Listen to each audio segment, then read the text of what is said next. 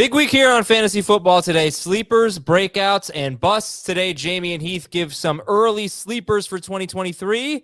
And, of course, the NFL draft is coming up, so things could change later this month. But these are good names to have on your sleepers list. Remember, everyone, if you're wondering the difference, sleepers win you weeks. Breakouts win you leagues. TM. I'm Adam Azer. Jamey Eisenberg and Heath Cummings are here. Good morning, Jamey. What's up? Let's go, UConn. Fine. I'd rather lose to the eventual champion. It's gonna happen. They're gonna beat the snot out. Take me through your emotions of that game. No. Why? Why would I do that? I don't want to do that at all. I just want to know what you felt like. Did you feel like you had a chance? Instead of me doing that, here's a better question from our chat. Joshua, would you rather lose on a buzzer beater or get blown out? That is an easy one. Easy one for me. I would much rather get blown out. And I would say Miami did not get blown out.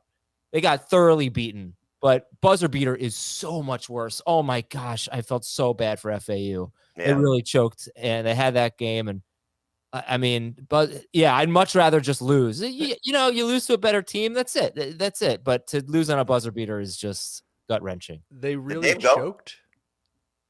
They did choke. What, they at least showed up for the semifinal. Dude, UConn's like one South Florida team. No, come on, that's not fair. They got beat by a better team. That's all.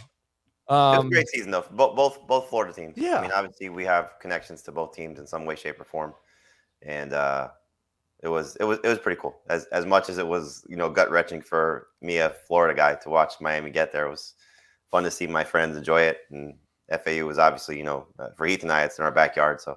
It was fun to see. I was at an FAU watch party. I don't know what you were doing, Heath, but and with a couple of professors and a lot of friends that love and have gone to FAU and root for FAU, and just complete silence, absolute deafening silence when that shot went down. I do disagree. I would much rather lose that way than get blown out. Like FAU proved they belonged. Oh, will you stop? Listen, you started it. You're the one who said they choked. I will say I watched. They couldn't get a rebound. They should have won that game. They absolutely should have won that game. I will say I watched much more of the women's national championship game yesterday than I will the men's national championship game tonight. Any reason why? I don't care at all about UConn versus San Diego State. Like, if Miami was in it, I would probably watch it just because it'd be cool if you and Dave, if your team won. If FAU was, I'd obviously watch it. I thought that the Iowa LSU game was extremely compelling. Yeah. I didn't see it, but everybody was talking about it. I wish I had seen that. Anyway, before we get into sleepers, you can't see me. That's why. What's that? He's not gonna get it. Before we get into sleepers, I would like to recommend a TV show for everybody. Unstable on Netflix. You guys watching that? Rob Lowe? No. Very funny. Very good. That was him and his kid? Yes. I recommend it. Okay. We have, Jamey gave me a list of sleepers. Heath separately gave me a list of sleepers. We have 3 mutual sleepers. I'm going to give you some hints. I know one already, which is probably fairly easy because we talked about it. Okay. All right. Well, I'll give the audience some hints. He went in round 8 in our most recent mock draft. I don't think you're going to get it from that.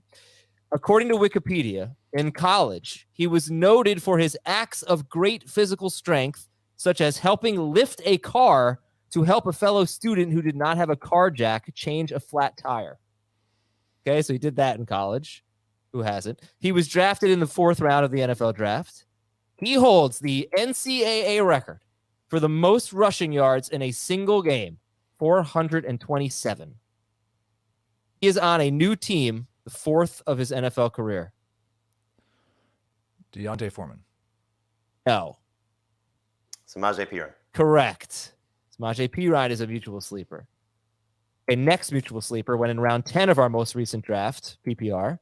He was ejected in the 3rd quarter of week 18. Like anyone would actually remember that. He was drafted in the 3rd round in the NFL draft. In 2022, he had 5 games with 5 games with 113 or more rushing yards. And he is on it. Yeah, there you go. Two running back mutuals, Samaje Perine and Deontay Foreman. All right, one more. This guy was drafted in round 12 of our most recent draft, just ahead of Donovan Peoples-Jones and Khalil Shakir. He had 42 catches, 425 yards, 3 touchdowns on 67 targets in 2022. He is a friend of Juliet's, and hopefully he will love his new quarterback. Romeo Doubs. Romeo Doubs. All right, so we have Samaje Perine, Deontay Foreman, and Romeo Doubs presented to you with beautiful trivia.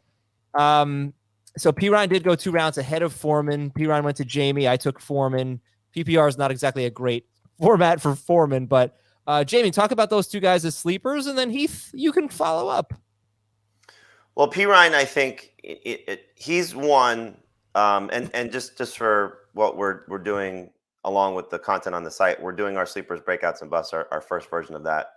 And so I have the first version of sleepers. Heath, do you have breakouts or busts this week? I have breakouts. You have breakouts. Dave has busts. And we're all flip-flopping in some way, shape, or form over the next 2 weeks.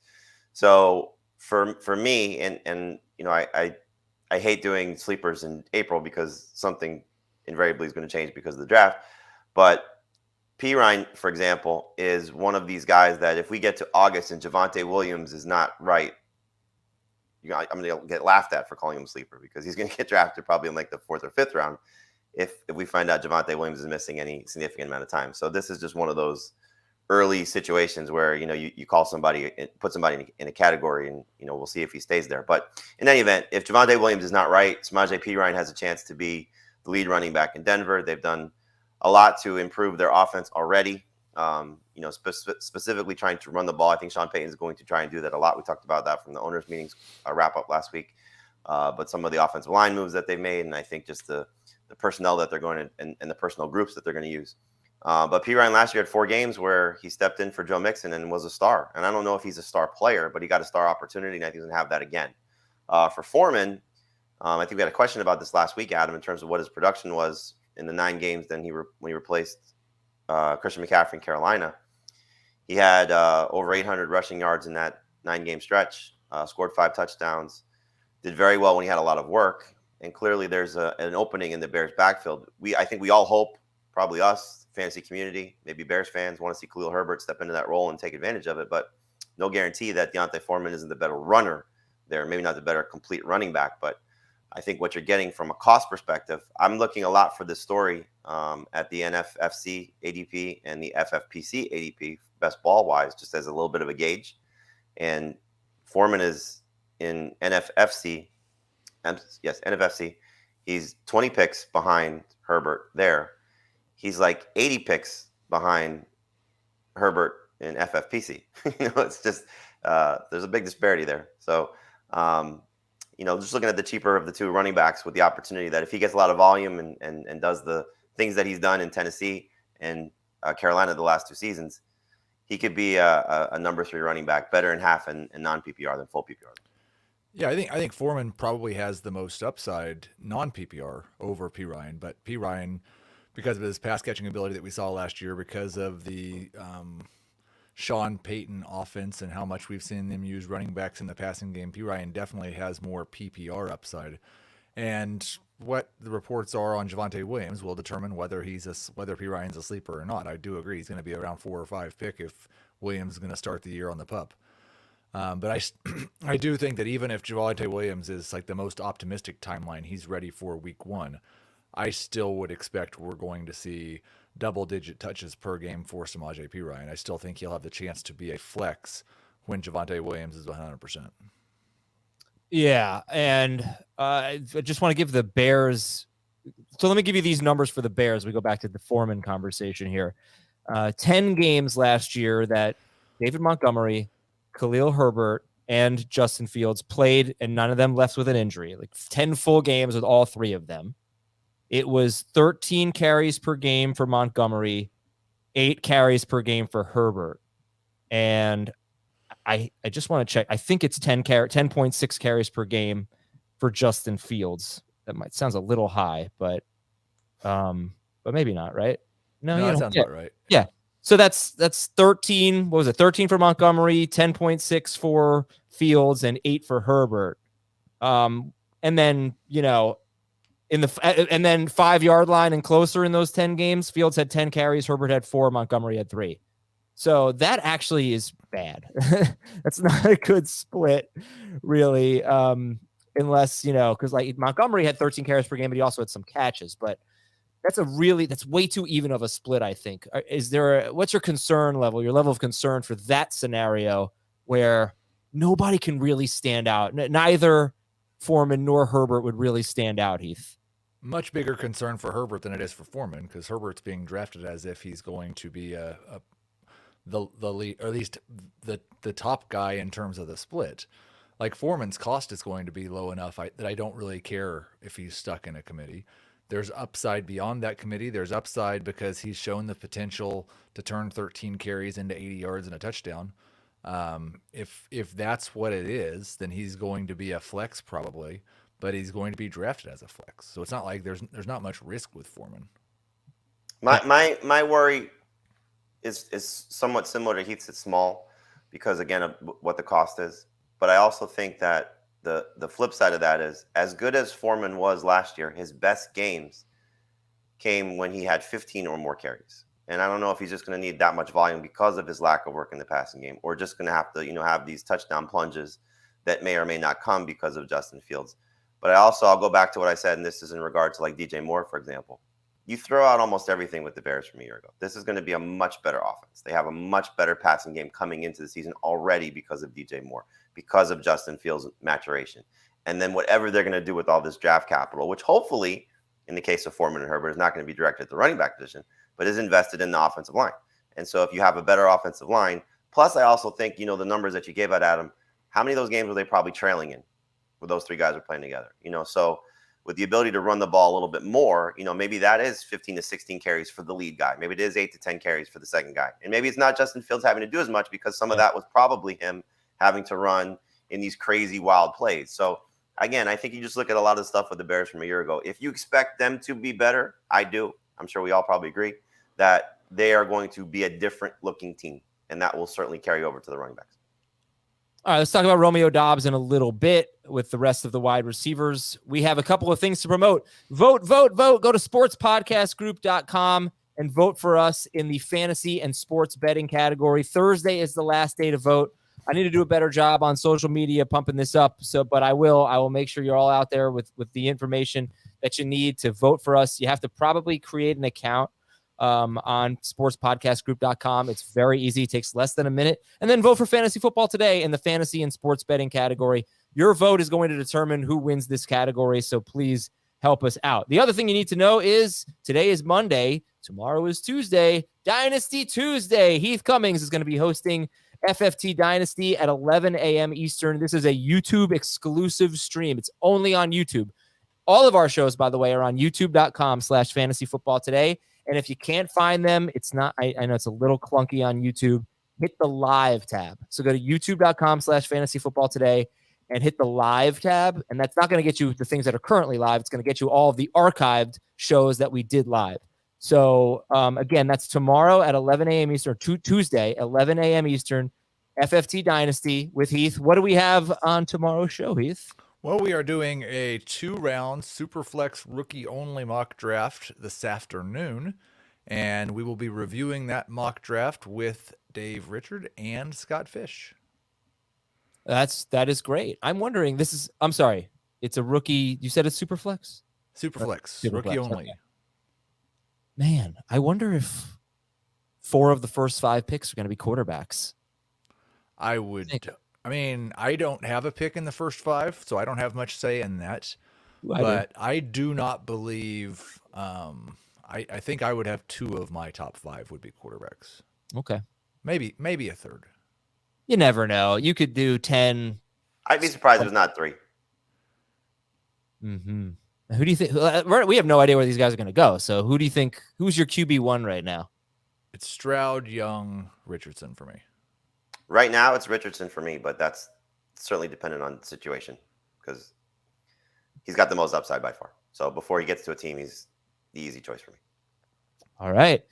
Let's take a quick break. When we come back, we have actually a pretty decent amount of news items here. Well, not that many, but interesting ones. Interesting news items from around the NFL. And then back into the sleepers. We've talked to you about Pirine and Foreman. We'll give you a lot more 4 quarterbacks to keep an eye on and sleepers at each position. No surprise. We'll be right back on Fantasy Football Today.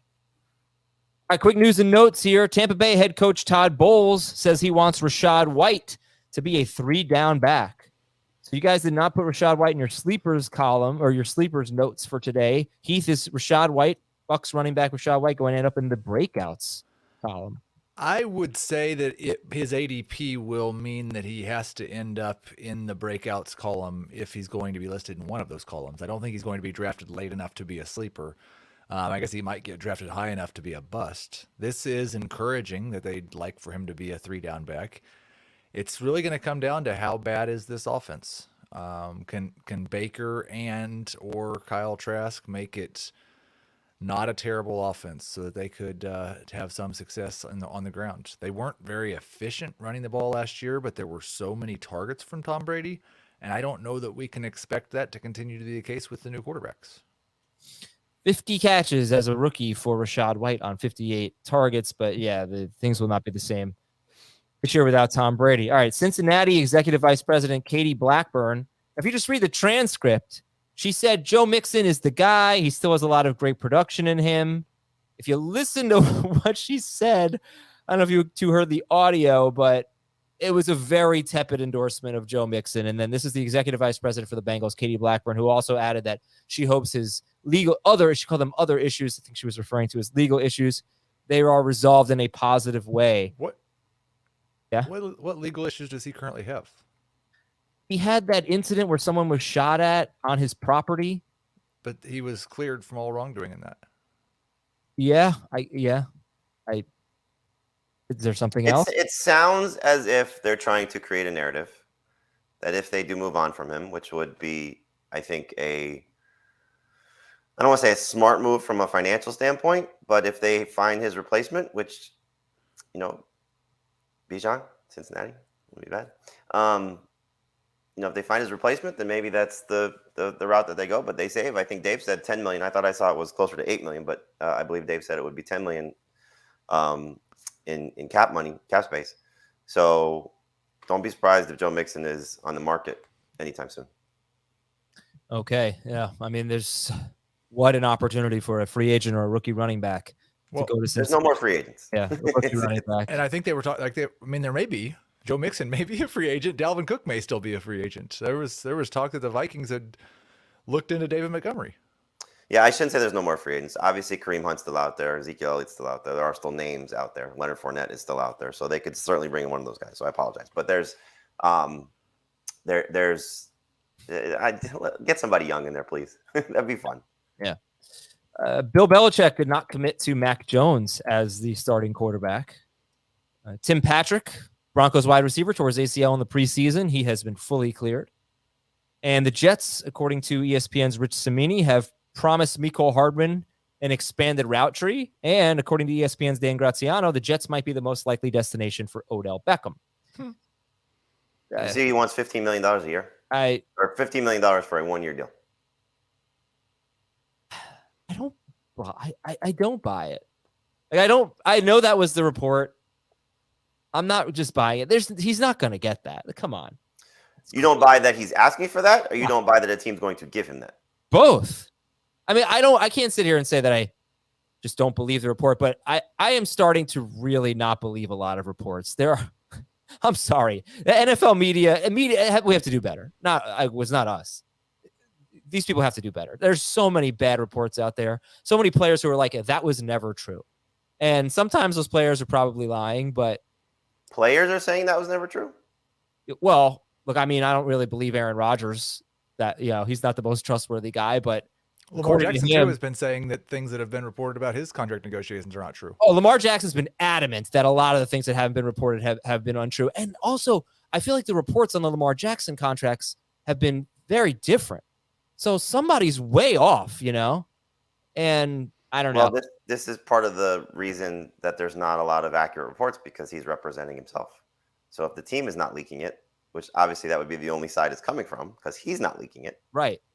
So there's reasons for that. And there's reasons why Aaron Rodgers has been probably lucky enough to remain as private as he has, aside from the things he's like to share, which seem to be crazy. When you see that it's not stuff that's coming from his camp. And when the insiders who we know, and for the most part, I think respect, can't get to it, that's why he says, lose my number. Would you say that Aaron Rodgers has done a good job keeping everyone in the dark? But I'm home. Yeah, but then again, like Aaron Rodgers said that, basically said, oh, the Packers made it seem the Packers were telling him that they wanted to move on from him, and then the Packers front office is like, well, actually, we tried to reach out to Aaron Rodgers and he didn't pick up. So I don't really know what to believe over there, but I can go on a very big tangent on this, but I won't. Okay, a lot of inaccurate information is my point. If Odell Beckham thinks he's getting a 1-year, $15 million deal, then he's got problems. Okay, let's go to some sleepers here. Jamey, we can kind of go fast on these because we talked about them last week with Samantha, but round 14 in our draft, Jared Goff and Geno Smith both went. They are two sleepers that you're going to talk about here. Who do you like better, Goff or Smith? I'll go back to what I said then. I feel a little bit more comfortable with Goff right now just because of the potential of the Seahawks to draft a quarterback at 5. If we get past the NFL draft, I'll probably feel a little bit more comfortable with Smith, who had the better season. Fantasy-wise, it was slightly different in terms of the points. But I do think that we could see the Lions, if they continue to do what they do, a little bit more of the rushing touchdowns going away from Jared Goff. It was 10 of the 17 touchdowns, I think it was. Jamal Williams scored inside the 4-yard line. Maybe it was more than that, 14. Why don't you use my stat? You know my stat's better. 8 completions down to the 1-yard line. Only one of them followed up by a Jared Goff touchdown. Yeah. You're welcome. Thank you. Let's take a look at the points per game. Geno Smith was QB 8 with 21.4. Jared Goff was QB 13. Sorry about that. I'm at 14. He was 15 technically, but that was with Davis Webb and Sam Howell. Whatever, right around 13, 14. So Geno was better. Geno also rushed for 366 yards. A little underrated what he did with his legs. Heath, who do you like better, Geno Smith or Jared Goff? Oh, boy, I think I have both of those guys back to back. I would lean ever so slightly towards Geno. And Heath, one of your quarterback sleepers is Trey Lance. Would you take Trey Lance ahead of those two? I sure would have a month ago. Now it feels. I think that the thing is, like, obviously not in a 2-quarterback league. Those guys are so much more valuable than Lance in a 2-quarterback league where the quarterback's floor matters. In a 1-quarterback league, after 10, 12, 13, 14 quarterbacks have been taken, I'm probably still more likely to draft Trey Lance than I am Goff or Geno Smith, because I think what we saw out of Geno Smith is probably the ceiling for both of these guys last year. You're hoping you find somebody that sneaks in to the top 10 quarterbacks. With Trey Lance, the hope is the same thing that is with Anthony Richardson. It's that, oh my gosh, what if this guy gets to run the ball 10 times a game and plays 17 games? And for Lance specifically, has Kyle Shanahan, who any quarterback can roll out of bed and average 8 yards per pass attempt. There's still QB1 overall upside for Lance, even if there is no more floor than there is for Richardson. If you were somebody like a lot of us, me in particular, I don't know. I don't know if I was ahead of the pack or anything. But I was so excited about Trey Lance. He was probably my most drafted quarterback last year. Is there really any reason to get off of that? I mean, in a 2 QB league, obviously we don't know that he's going to keep the job. But let's just say they said, okay, Trey Lance is our starter. We don't know that Trey Lance is going to start week 1. Right. In a world where he is the starter, though, nothing has happened. I know he wasn't good in week 1. The weather was terrible against the Bears. But nothing has really happened to make us feel differently about Trey Lance than what we felt last year, other than the Purdy. I think something pretty big has happened. No. If you took away the Purdy thing, there's no. Well, no, I understand you have to factor that in, but there's no performance. There's no other reason not to like Trey Lance, right? Like if you like the guy that stole his job, then sure. I think there is a little bit in that, like, part of what was wrong with Trey Lance was that he'd played going into last year, like 6 football games in the last 3 years, and now it's 7 football games in the last 4 years or something. Yeah. Like, that's a huge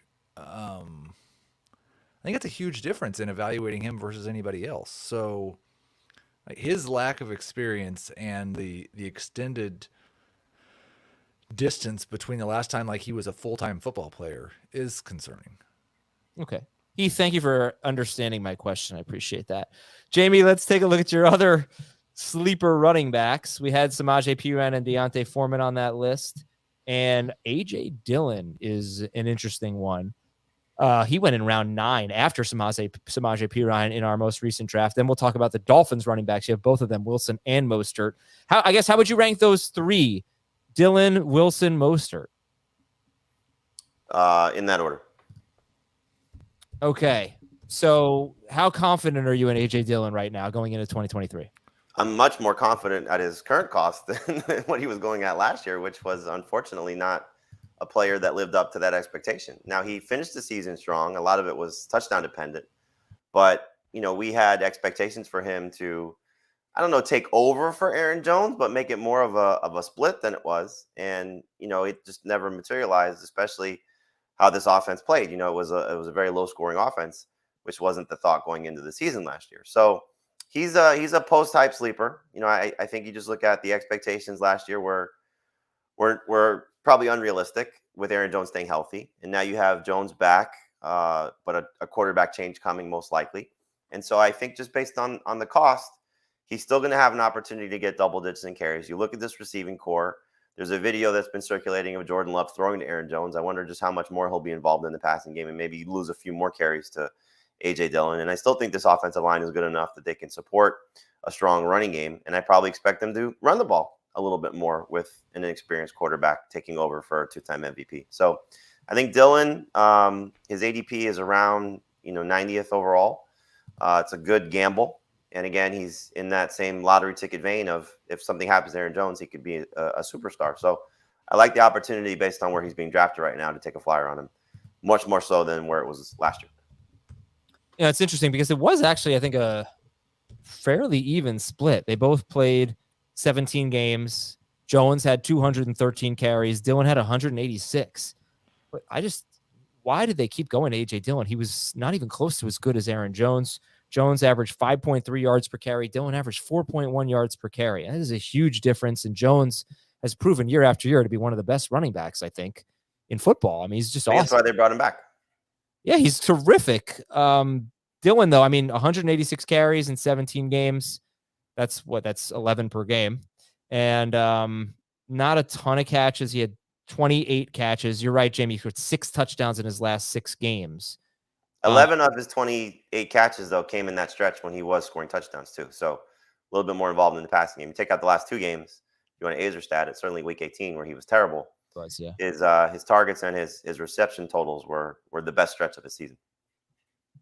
I mean, what a great ADP, 90th overall for Dillon. Because if Jones gets hurt, it could be just huge production. I can give you the exact ADP on the 2 sites. It is 96th on NFFC, 99.6 on FFPC, and last year his CBS ADP was 62. 62, yeah. And I don't think I was waiting that long. I was pretty excited. No, same. He just didn't really do that well. That was the problem. I thought he would perform better than he did.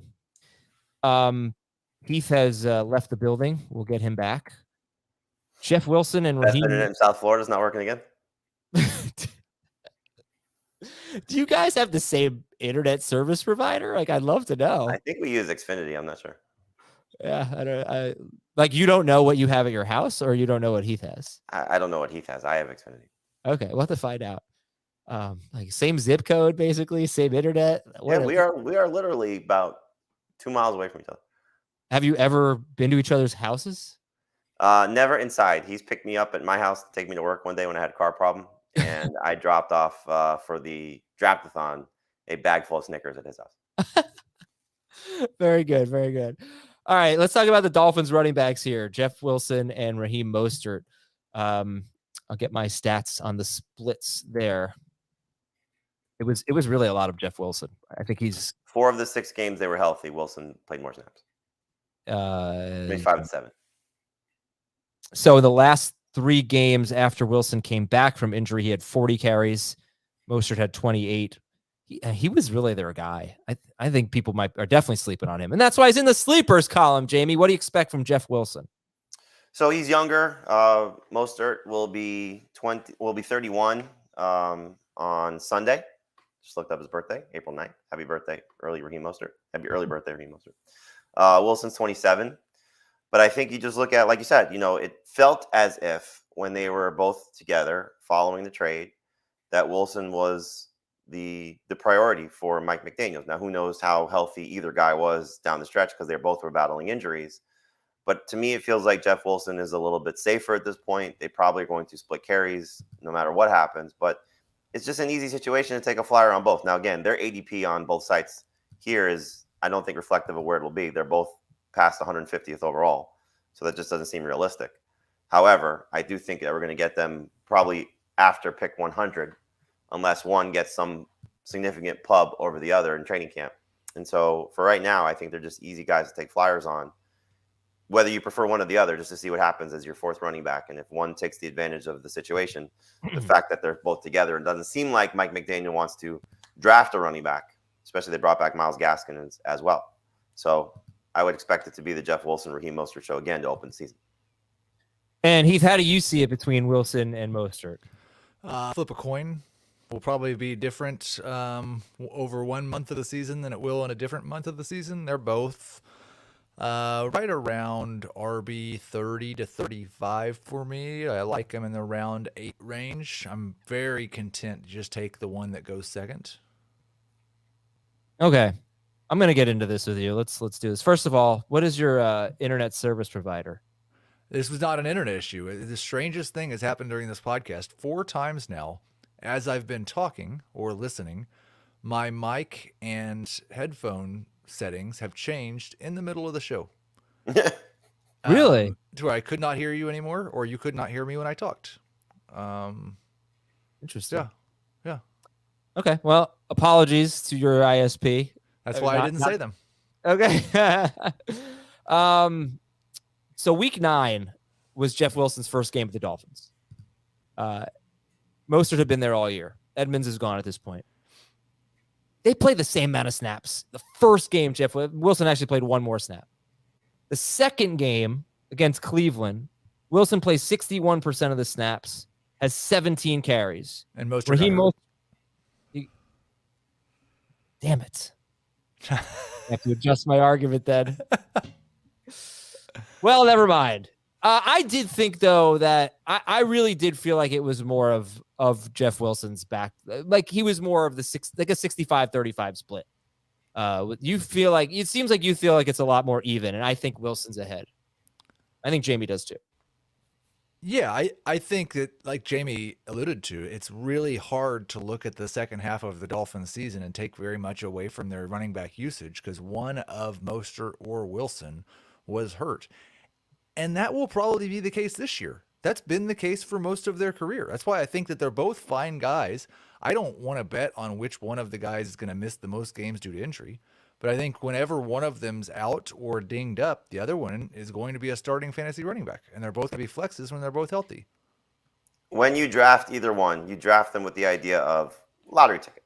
You draft them with the idea of if the potential injury does happen to the other one, that's the time you completely feel comfortable using them. But maybe you do get a little bit of separation between the two, and then you could feel flex, but it could flip on a dime, in the middle of a game, however these guys are being used. I just think that I'll lean toward youth. They both have a history with the coach, so there's no real okay, this guy's got, more of a rapport or familiarity. I think it's just a matter of, just draft them, stash them. They could be guys you end up cutting at some point during the season, but this is why we're talking about them in this category. Okay. Let's talk about Jamey's wide receivers here. I'm going to read. There are 6 names here. And in the most recent draft we did a couple weeks ago, they all went in round 8 or later, except for Kadarius Toney, who was the last pick of round 7. So if we consider him a round 8 pick, they all went in round 8 or later. Most of them in rounds 8 to 9, basically. And then a couple were a little later than that. They are Gabe Davis, KJ Osborne, Nico Collins, who went 1 pick after Osborne, Romeo Doubs, Kadarius Toney, and Sky Moore. In the order they were drafted, I guess I should do it that way. Kadarius Toney, Gabe Davis, KJ Osborne, Nico Collins, Sky Moore, Romeo Dobbs. 6 names there, Heath. Do you disagree with any of them? I mean, I don't. It's always hard to say you disagree with sleepers because they should have flaws or they wouldn't be getting drafted where they are. I disagree that if Tony stays healthy, he will be eligible to be a sleeper. I think he's going to be a round 6, round 7 type pick. My 2 favorites from that list are Dobbs. Obviously, he was already on my list as a sleeper, and Gabe Davis. Those are my 2 favorites. So why Dobbs? Why do you guys like him so much? Heath, I'll give you the first word. Do you remember? As a sleeper. Sorry. Yeah, I mean, he made some really fantastic plays as a rookie. The coaching staff's talking him up, talking about how he can run every route in the route tree. He's a second-year wide receiver. The research on second-year wide receivers and how good they are at them. Well, not all of them. Not all of them. I think he might even be more complete than Christian Watson is. He's just not quite as exciting or explosive. Yeah. And right now, it's just the 2 of them. Yeah. All right. Jamey, could you see yourself taking Nico Collins off of this list? Texans add anything significant at wide receiver? Oh, for sure. Yeah. And I agree with Heath. The way that I wrote it, I actually led the column with the Chiefs guys. And so, I said I'm sort of cheating a little bit here with Kadarius Toney. But his ADP is in the range of like some of the running backs we were just talking about in the mid 90s. So I think the thing about Nico Collins and Romeo Dobbs and now KJ Osborne, it's opportunity, and Collins hasn't lived up to some of the hype, but you look at this receiving core and you could say Mechie is the one you want to target. You could say that the rookie that they're about to draft is the one you want to target. We don't know who the quarterback is going to be that's going to impact it, but Collins has that big play ability, and if the right quarterback is there, I think that could open it up. He's going to be one of their starting receivers. I don't think they're drafting 2 or 3 guys and they're going to go with let's just say Mechie and 2 other players there. So I just like the situation. He's got to stay healthy, but he's somebody that you can get into double-digit rounds, and I think has the chance to exceed that. What I like about this list is when you take, I think A.J. Dillon, Wilson and Mostert, Gabe Davis, these are guys that if they just do what they did last year, they'll hit their ADP basically, right? I mean, they performed like 9th round picks last year. It's pretty much where they're going. Davis went in round 8. So and they have upside for more, they could always get better. So, I mean, there's some sleepers like guy like Nico Collins obviously didn't perform like a 8th or 9th round pick, and Dobbs didn't do much, but I do love a guy like Gabe Davis. I mean, he wasn't that good last year, but he still was probably worth an 8th or a 9th round pick, wouldn't you say? So just get a little better. And I think Josh Allen's elbow really affected him. The ankle injury early. I think, you look at him and Dillon, I put them in the same category, post-type sleepers, so there was just so much was expected of them last year, and they flopped.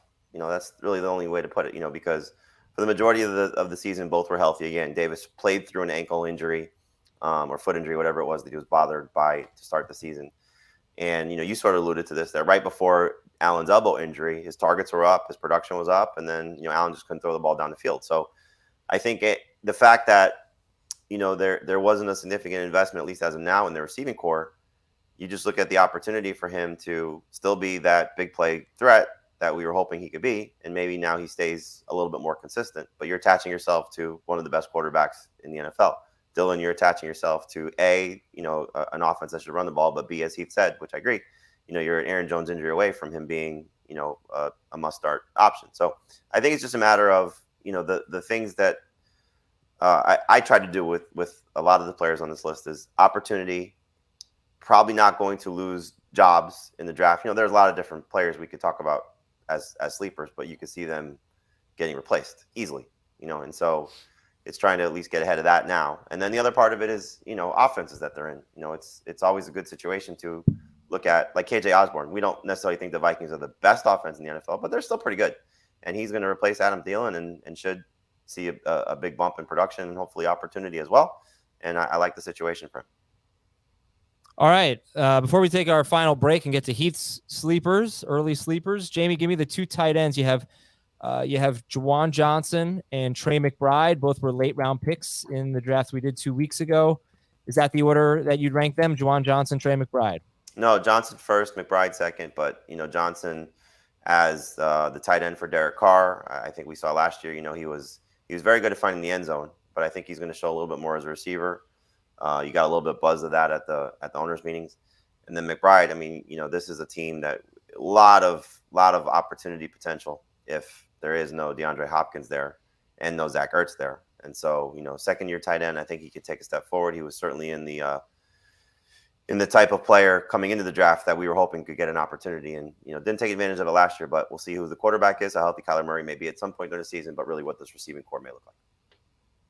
Who's your number one? Well, who do you like better, McBride or Dulcich? Dulcich is on Heath's list.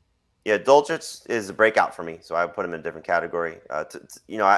It's always tough with these young tight ends because they haven't done anything yet. So, you can really say sleeper because of where they're being drafted.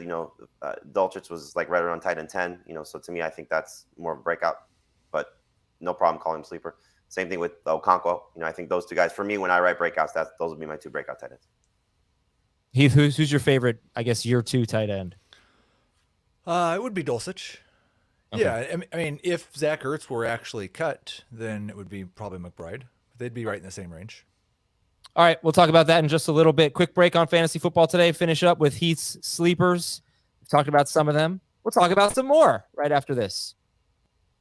All right, remember to please go vote for us, sportspodcastgroup.com. If you just have a minute, please create an account and vote for us in the fantasy and sports betting category. Vote for fantasy football today. That's our show, just in case you were confused. And remember to listen, or on YouTube, to watch the Dynasty show, the Dynasty episode on Tuesdays at 11 a.m. Eastern. You can watch it live, youtube.com/fantasyfootball today. If you miss it live, just go to youtube.com/fantasyfootball today and hit that live tab, and you'll see all of our shows archived there.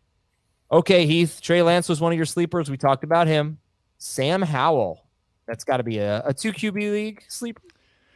Yeah, I think he has the chance to sneak into the borderline QB1 range if everything goes well. His receiving core with Terry McLaurin and Jahan Dotson's about as good as it gets. He's got a new offensive coordinator who has been behind the best offensive football for the last 5 years. And he showed us in college some rushing ability. And so if he could run for 400, 500 yards, if he could run for 6 touchdowns, have maybe a Dak type rushing production, and then just be adequate as a passer, he could be very exciting. Okay. So how would you rank Howell, Sam Howell, Jordan Love, and whichever rookie quarterback goes to the Panthers? I would guess the rookies will be ahead of Howell. Howell will be ahead of Love for me. Howell ahead of Love. So that will not be typical of drafts, at least not now. Well, I don't think either one of these guys are going to get drafted in the top 20 quarterbacks, so I don't know that there's going to be a lot of typical. So talk to Chris Towers about that, because 2 weeks ago he drafted Jordan Love in the 13th round. He took Jordan Love ahead of Kirk Cousins, Daniel Jones, Russell Wilson, Geno Smith. I do not believe that is going to be typical. Jared Goff. I do not think you should use one March draft to determine what's going to be typical. No, but I think there's, if I did a Twitter poll right now, who would you rather have, Jordan Love or Sam Howell? I think Love would get about 80% of the vote, if not more. He might. I'm just saying that's what I think the general public will be. I would definitely take Jordan Love and the potential of what he can be over Sam Howell personally, but I wouldn't be surprised if Jordan Love goes ahead of, and this, I actually struggle with this ranking it, of Derek Carr and Jimmy Garoppolo. I think he will. I would take him ahead of Garoppolo. I wouldn't take him ahead of Carr, though. How about you guys? I've got Garoppolo ahead of Carr, so. I just cannot see Garoppolo ever turning in a truly impactful fantasy season. But that window is still open for Derek Carr. This is a 1 QB. It still might happen for Derek Carr. He's been better than Garoppolo. This is a 1 QB league discussion. I think a 2 QB league is different. You want some floor, but I don't think Garoppolo has any upside, really. Do you? I think Garoppolo has any upside? I don't think he he's does. got the same top 15 upside that Carr has. Yeah. Carr's better than Garoppolo. I know that you feel that way. I know everybody you're feels a big that way. Derek Carr guy. Who do you, how do you rank those three, Jamey, as of right now? Love, Carr, Garoppolo. Carr, Garoppolo, Love, but it's like that. I think that is back to back to back. Okay. But if I was drafting for upside, I would take Love over all three, over the other two. All right. Running backs for Heath were Foreman and Pirine. Wide receivers for Heath were Dobbs and this is a good one, Juju Smith-Schuster. He went in the same range as Gabe Davis and Kadarius Toney, and just before KJ Osborne, Nico Collins. Round 8, Juju Smith-Schuster. All right, why is he a sleeper for you? I just expect that he's basically going to take over the Jacoby Myers role, which is going to be close to 120 targets. And I think he's shown an ability in the past to do more with targets than Jacoby Myers does. Now, we don't know for sure that he'll do that in this season, but I think there's some upside that he could take 120 targets, be a little bit more efficient than Myers was, and score on a considerably higher rate than Myers did, and be a high-end number 3 wide receiver. Juju went 1 pick before Gabe Davis. Thoughts?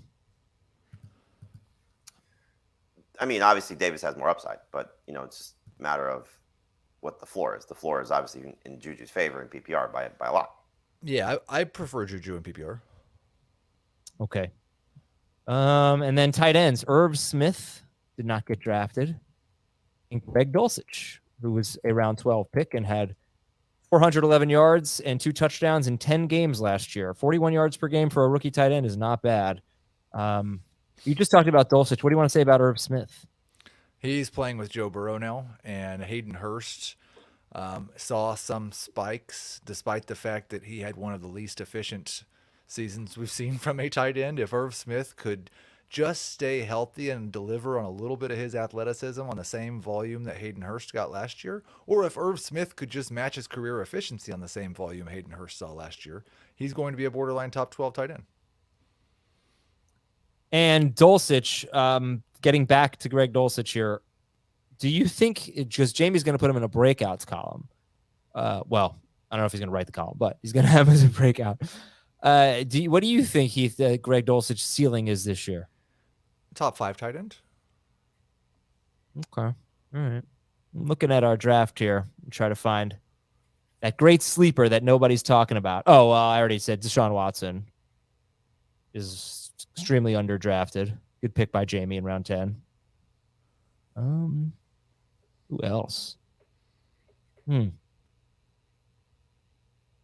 Hunt, that's a good pick in round 12. I'm really nervous about him. It's not a good sign to get this far into free agency as a back at his age and not have a job yet. I would feel the same if there weren't another few guys out there in similar standings. Like Russell Wilson around 13. It's so easy to come up with sleeper quarterbacks. Okay. All right, I'm done. Like Miami. We don't have, you know what? It's not appropriate. And I told Jamey this off the air, but I had a lucky shirt during the Final Four run. I wore it for every game, all but one. It was the shirt Jamey gave me when he was like 12 years old. No. How old were you in 1990? In 1990, I was 14. Okay, he was 14 years old, and he gave that shirt to me 10 years ago or so, and I've been wearing it ever since. It fits me perfectly, and that was my lucky shirt. It didn't work for me on Saturday. Did you tear it up or throw it away or burn it or anything? No, we won a lot of games with that shirt on. It's a good shirt. I had a sweatshirt on over it. That might have been my problem. I will have you know, though, since you didn't ask, I went to a sports bar to watch the end of the FAU game and the first half of the Miami game with a friend. And Your new friend? A new friend. Oh, no, not that guy. Different new friend.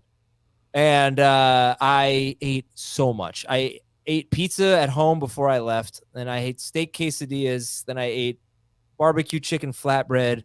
And then I ate a piece of chocolate cake. I was so sick yesterday. I could not move from the couch. I felt very old. I would have been able to get away with that even 5 years ago. So did you have a food hangover?